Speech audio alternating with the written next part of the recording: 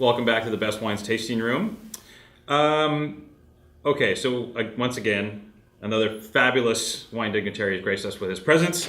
There's a funny thing here, because as we get into this, well, let me put it this way. I'm going to pour myself some Sauvignon Blanc. Baptiste, you want some Sauvignon Blanc? Please. I think it's yours, right? So, absolutely.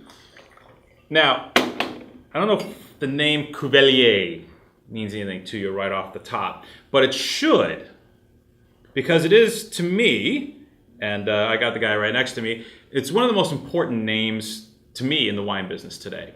The Cuvelier family is the name behind Léoville Poyferré, which is one of the great classified growth chateaux in Bordeaux in the Saint-Julien region, making phenomenal wines, some of the best wines in Bordeaux. On top of that, the Cuvelier family is responsible for Cuvelier Lausanne, which is the Grand Vin that they produce from Argentina, utilizing a blend of grapes, mostly Malbec, but Cabernet and such. And that wine is fantastic as well. So we know they're deeply rooted in Bordeaux varieties. You guys are masters of your craft, been doing it for a long time, and there's seldom, if any, better at doing it.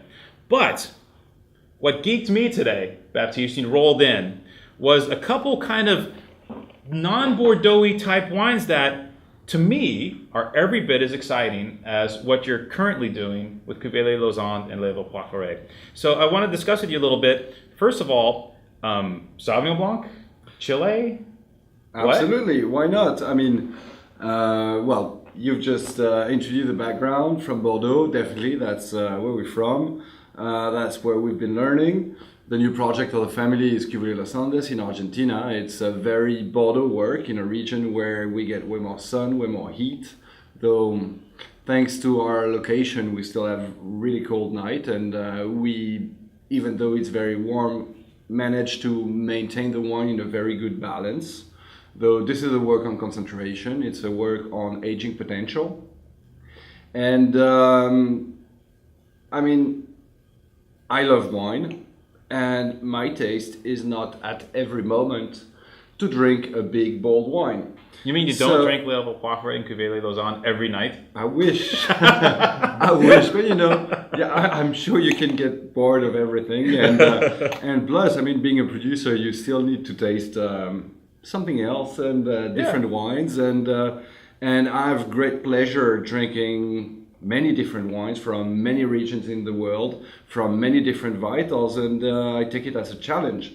Now, I don't want to be everywhere. I don't want to become one of these main, massive producing group. I just want to keep doing good wine and to have the possibility to offer a good range of wines that could fit with everybody's palate and everybody's wallet, actually. Yeah, because it important might be wine as well. Yeah. So I mean, I discovered Latin America thanks to Cuvelier Los Andes, which is a family project. I'm the one in charge at the moment, but it's a family project, and the region has a lot to offer. In Argentina, you have Patagonia, you have Salta, you have Mendoza, obviously, which is the main producing region. But then next door you have Chile, which also is has a great potential. I mean, it's a beautiful country. You have an oceanic influence that you don't get in Argentina. You have lower elevation, but that's balanced by the oceanic influence. And the potential is there to produce very different wine. I mean, I wouldn't be able to produce the Cuvelier Los Andes Grand Vin in Chile, but I wouldn't be able to produce that wine in the Mendoza region either. Cuvelier del Maule. That's a project I started in 2009 in the southern part of the Maule region in Chile. So the Maule region, Cauquenes exactly, this is 200 miles south of Santiago City in the Central Valley. It's a very Mediterranean climate. It's also the historic region for vine growing in Chile. That's where the Spanish monks, when they arrived in 15th, 16th century, started to plant vine. They call it País over there. It's called Mission Grape in California. It's called Criolla Negra in Argentina. It's, according to DNA analysis, it's Monastrell or Mourvèdre in French. And it's a beautiful Mediterranean variety. in that region. I also work with Carignan, with Cinsault. I found some Zinfandel as well. Old vine Zinfandel? Absolutely, old vine Zinfandel, because there's been a lot of Croatian immigration in Chile, and they arrive with a varietal as well. And obviously, I mean, Chile is known for its Carmenere. Actually, it's the very last place on earth when you can still find Carmenere and work with it. And that's the, let's say, the grandfather of all the varietal we're working with in Bordeaux. And we find some good Merlot as well. We find some Cabernet Sauvignon. And well, the idea was to go out of regular scum of type of blends and try to adapt to the local conditions and come up with a wine. Let's say if Cuvelier Los Andes Grand Vin is a work on the concentration, on the aging potential, this Cuvelier del Maule is a work on the acidity and on the fruit aspect of the wine. Talk to me because we got to get to this because we'll be flashing the pictures as we go through the interview. Talk to me about the harvest conditions at Cuvelier del Maule in April 2010. Well, that was hectic condition. Cauquenes is also the epicenter of the huge earthquake we've had in Chile in 2010, exactly the February 27th. And I'm really happy I went through that experience. I just wish it will never happen again. Yep. So let me explain you. We're in the middle of the night. We're with a bunch of friends, all winemakers, preparing our harvest to come, because harvest in the southern hemisphere starts throughout March, April. And all of a sudden we go to bed. And after half an hour's sleep, everything starts shaking. It's the beginning of the earthquake that lasted 2 minutes 40 seconds. It's a very long time where you cannot even stand on your feet. And somehow we all managed to escape the house. And as soon as we jump out through the window and land in the garden, the whole house collapsed. And then we spent probably like 15 hours in a cloud of dust, in ruins, listening to screams, and well, obviously no more electricity, no more water, no roads, no bridges, no cell phone, no internet, no nothing. And here we are, right before harvest. We were about to bottle the previous vintage, 2009. And well, it's been a mess. It's been a mess. I'm happy we went through that. I'm happy nobody was dead, nobody was badly wounded in our crew. That was not the case at all in Cauquenes, that's 50,000 people town, and 65-70% of everything that was built collapsed in these 2 minutes 40 seconds. And yeah, I mean, we're in the middle of that mess, and thank God we're pretty stubborn, and we say we gotta stick to our idea and we gotta carry out with harvest and winemaking. Now, harvest, winemaking, etc., was it done under the same conditions? Did you have electricity by then? Did you have...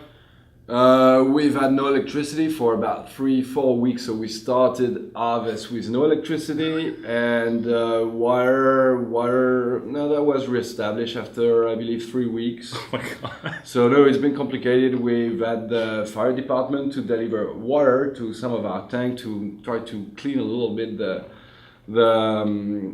mess, because obviously we had huge losses. I lost in total of 30% of my 2009 wine, and it was all there on the floor. It's natural wine, no sulfites, no protection, chemical protection whatsoever. Yeah.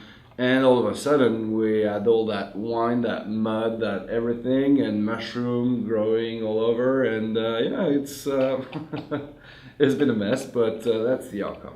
Now, was this the first wine that you bottled, getting back to no sulfites? Was the 2010 the first vintage you bottled with no protection, or was 9? No, 2009. 9 as well? 2009, absolutely. Yeah. So on top of all that, in these conditions, you managed to bottle a fantastic bottle of wine that's produced completely in a natural style.